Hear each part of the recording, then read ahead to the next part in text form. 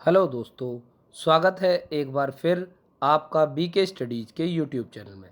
देखिए, पिछले वीडियो में हमने पढ़ा था समास और समास के भेद के बारे में, जिसमें हमारा जो पिछला समास पढ़ा था हमने जाना था अव्ययी भाव समास के बारे में। आज हम जो पढ़ने वाले हैं तो वो है तत्पुरुष समास। देखिए, हम पढ़ेंगे तत्पुरुष समास और तत्पुरुष समास के भेद के बारे में। आइए शुरू करते हैं आज का टॉपिक तत्पुरुष समास। देखिए, वेलकम टू बीके स्टडीज यानी BK studies Rampur YouTube channel आपका स्वागत करता है। साथ ही साथ चैनल में विभिन्न सब्जेक्ट की वीडियो आपके लिए ला रहा है। ऐसे ही अपना प्यार हमारे साथ बनाए रखिए और चैनल को लाइक और सब्सक्राइब जरूर करें, साथ ही दोस्तों को शेयर भी करें। आइए शुरू करते हैं तत्पुरुष समास। देखिए, इस समास में दूसरा पद, देखिए जब मैंने उस दिन बताया था तो मैंने बताया था कि प्रथम पद और द्वितीय पद। तो यहाँ पर जो बात चल रही है इसमें द्वितीय पद हमेशा क्या होता है? प्रधान होता है। कौन सा पद प्रधान होता है? द्वितीय पद प्रधान होता है तत्पुरुष समास।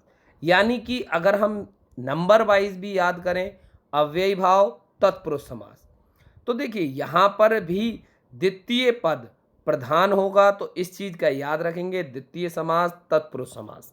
ठीक है। तत्पुरुष समास, देखिए इस समास में दूसरा पद प्रधान होता है। यह कारक से जुड़ा समास होता है। इसमें ज्ञातव्य है विग्रह में जो कारक प्रकट होता है उसी कारक वाला वो समास होता है। इसे बनाने में दो पदों के बीच कारक चिन्हों का लोप हो जाता है, उसे तत्पुरुष समास कहते हैं। उदाहरण, तत्पुरुष समास के उदाहरण, देश के लिए भक्ति, के लिए तो देशभक्ति, तो के लिए का लोप हो गया तो क्या हो गया? देशभक्ति। राजा का पुत्र, का लोप कर दिया, राजपुत्र। सर से आहत, सराहत। रह के लिए खर्च, तो रह खर्च। तुलसी द्वारा कृत, तुलसीदास कृत, यानी तुलसीदास द्वारा कृत तो तुलसीदास कृत। राजा का महल, तो राजमहल। देखिए यहाँ पर तत्पुरुष समास के भेद, वैसे तो तत्पुरुष समास के 8 भेद होते हैं, किंतु विग्रह करने की वजह से कर्ता और संबोधन दो भेदों को लुप्त रखा गया है। किंतु विभक्तियों के अनुसार तत्पुरुष समास के 6 भेद होते हैं। विभक्तियों के अनुसार तत्पुरुष समास के कितने भेद होते हैं? 6। और दो प्रकार होते हैं। देखिए, एक होता है समान अधिकरण। समान अधिकरण का मतलब होता है जिस तत्पुरुष समास के समस्त होने वाले पद समान अधिकरण, यानी कि दोनों में समान अधिकार हो, विशेष से विशेषण का भाव प्रकट हो, कर्ता कारक के हों और लिंग वचन में समान हो। याद रखेंगे, कर्ता कारक के हों और लिंग वचन में समान हो, वहां पर कर्मधारय तत्पुरुष समास होता है। कौन सा समास होता है? कर्मधारय तत्पुरुष समास होता है। अब आता है व्यधिकरण तत्पुरुष समास। जिस तत्पुरुष समास में प्रथम पद व द्वितीय पद दोनों भिन्न भिन्न व्यक्तियों में हो, व्यधिकरण तत्पुरुष समास कहलाते हैं। उदाहरण, राज्ञापुत्र या राजपुरुष, तो राजपुरुष में प्रथम पद राज्ञा षष्ठी विभक्ति में है, जबकि द्वितीय पद पुरुष प्रथमा विभक्ति में। इस प्रकार दोनों पदों में भिन्न भिन्न विभक्तियां होने के कारण व्याधिकरण तत्पुरुष समास हुआ। अब देख रहे हैं दोनों में क्या है? अलग अलग है, तो ये कौन सा समास हो जाएगा? व्याधिकरण तत्पुरुष समास। अब बढ़ते हैं, ये 6 प्रकार के होते हैं। तो 6 में आता है कर्म तत्पुरुष समास, करण तत्पुरुष समास, संप्रदान तत्पुरुष समास, अपादान तत्पुरुष समास और संबंध तत्पुरुष समास और अधिकरण। देखिए, हम जानते हैं अगर विभक्ति भी देखें, कर्म, तो कौन सी विभक्ति आएगी? को। करण से या के द्वारा, से या के द्वारा। संप्रदान के लिए, संप्रदान के लिए। अपादान से, ठीक है, अलग होने के लिए। अलग के भाव में। ठीक, अब संबंध का, की, के, ना, नी, ने, रा, री, रे, अधिकरण में और पर, में और पर। तो इस तरीके से इनके देख सकते हैं। तो पहला आता है आपका कर्म तत्पुरुष समास। इस समास में दो पदों के बीच में कर्म कारक छुपा होता है। कर्म कारक का चिन्ह को होता है। को कर्म कारक की विभक्ति भी कहा जाता है, उसे कर्म तत्पुरुष समास कहते हैं। जैसे रथ चालक, रथ को चलाने वाला। देखिए यहाँ पर आप देख सकते हैं, क्या देख सकते हैं, रथ चालक की बात हो रही है तो को चलाने वाला, चालक चलाने वाला, रथ रथ, तो बीच में कौन सा है, रथ को। फिर आता है ग्राम गत, तो ग्राम गत का मतलब गया हुआ, तो को, ग्राम को गया हुआ।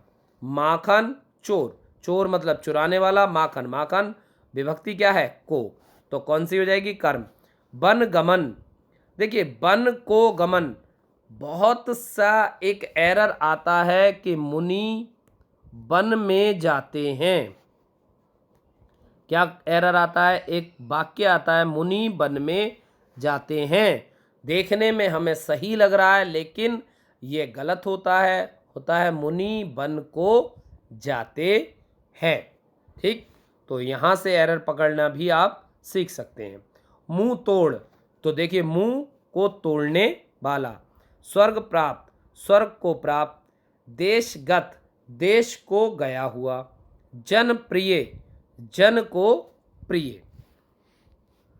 मरणासन, मरण को आसन यानी मरने के समीप।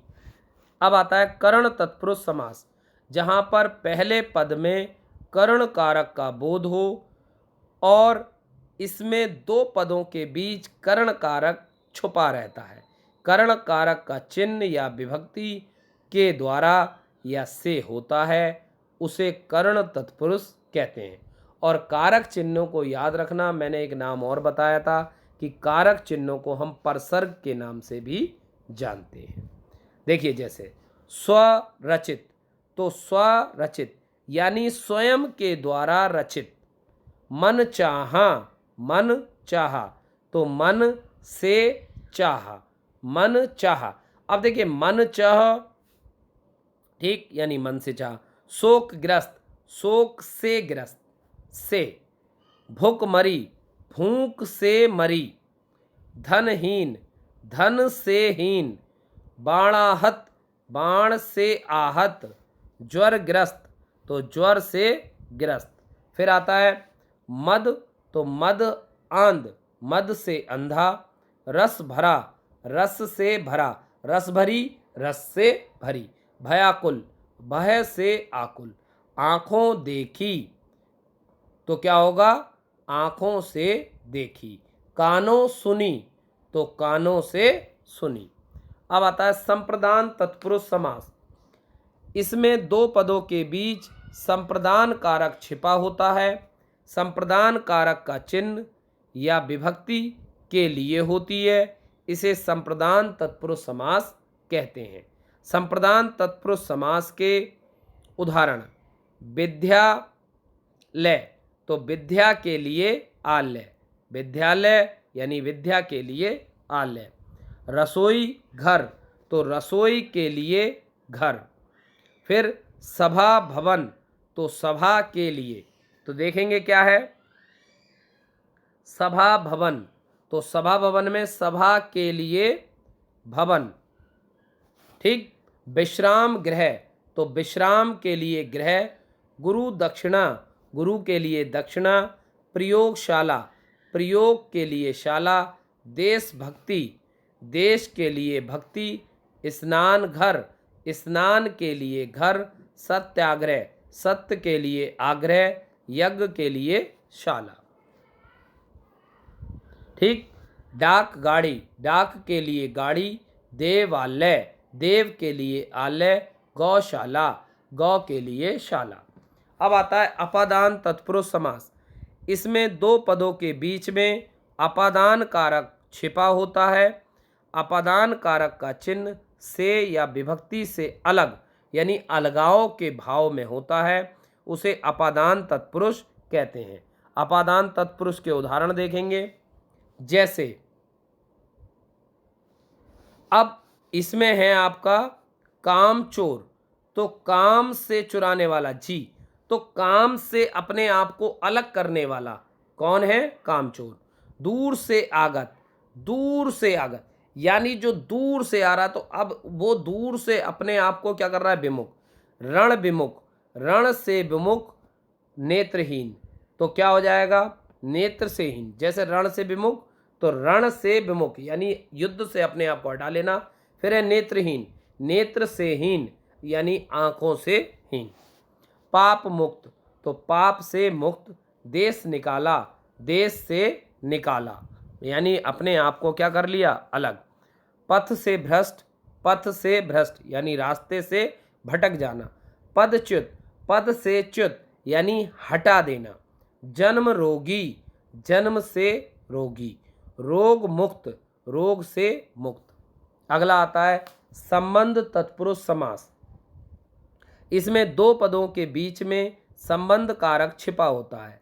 संबंध कारक के चिन्ह या विभक्ति का, की, के होती हैं, उसे संबंध तत्पुरुष समास कहते हैं। संबंध तत्पुरुष समास के उदाहरण जैसे राजा का पुत्र, तो राजा का पुत्र के साथ क्या है? संबंध। गंगा का जल, जल है लेकिन कहाँ? गंगा का। लोकतंत्र, तो लोक का तंत्र, ठीक। दुर्वा दल, ध्रुव का दल। देव पूजा, देव की पूजा। आम वृक्ष, आम का वृक्ष। राजकुमारी, राज्य की कुमारी। जलधारा, जल की धारा। राजनीति, राज्य की नीति। सुख योग, सुख का योग। मूर्ति पूजा, मूर्ति की पूजा। श्रद्ध कण, श्रद्धा के कण। शिवालय, शिव का आलय। अब देखिए यहाँ पर एक और भी हो जाएगा, शिवालय का मतलब शिव के लिए, आलय भी हो जाएगा, तो इसमें कहीं ना कहीं कन्फ्यूजन रहती है। देश रक्षा, देश की रक्षा। सीमा रेखा, सीमा की रेखा। अब आता है अधिकरण तत्पुरुष।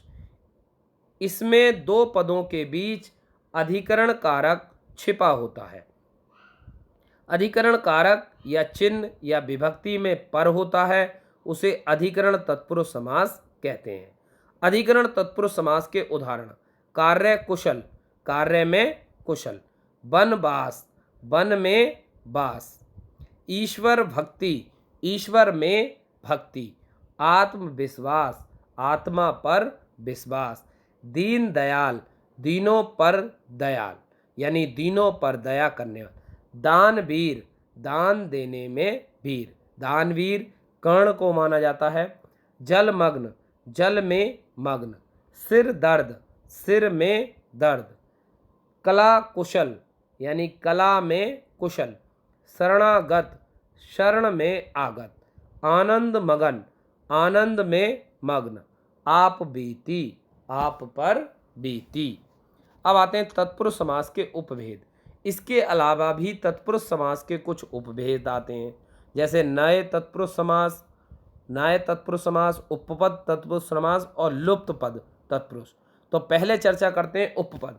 ऐसा समास जिसका उत्तर पद भाषा में स्वतंत्र रूप से प्रयुक्त ना होकर प्रत्यय के रूप में, यानी कि अगर आप देखेंगे जिसमें उत्तर पद, बस इतना याद रखेंगे, उत्तर पद क्या हो? प्रत्यय हो, तो उसे कहते हैं हम उपपद तत्पुरुष समास। जैसे नवचर, तो नवचर, या हम कह सकते हैं नव में चर करने वाला, तो नवचर यानी पक्षी को कहते हैं। तो यहाँ पर चर क्या है? प्रत्यय। कृतज्ञ, कृतज्ञ। अज्ञ क्या लगा है इसमें? प्रत्यय। कृतन, तो अन क्या लगा है इसमें?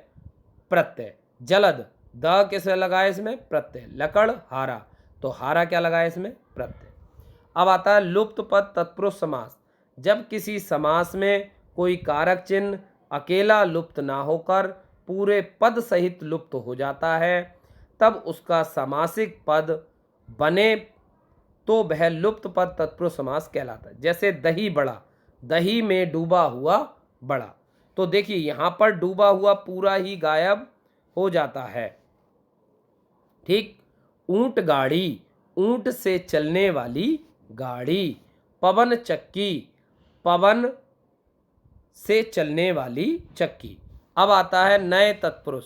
इसमें पहला पद निषेधात्मक होता है, उसे नए तत्पुरुष कहते हैं। जैसे असभ्य, असभ्य आ लगा है, लेकिन आ लगा है ना के संदर्भ में, यानी सभ्य नहीं है। अनादि ना आदि, ना के संदर्भ में। असंभव ना संभव, अनंत ना अंत।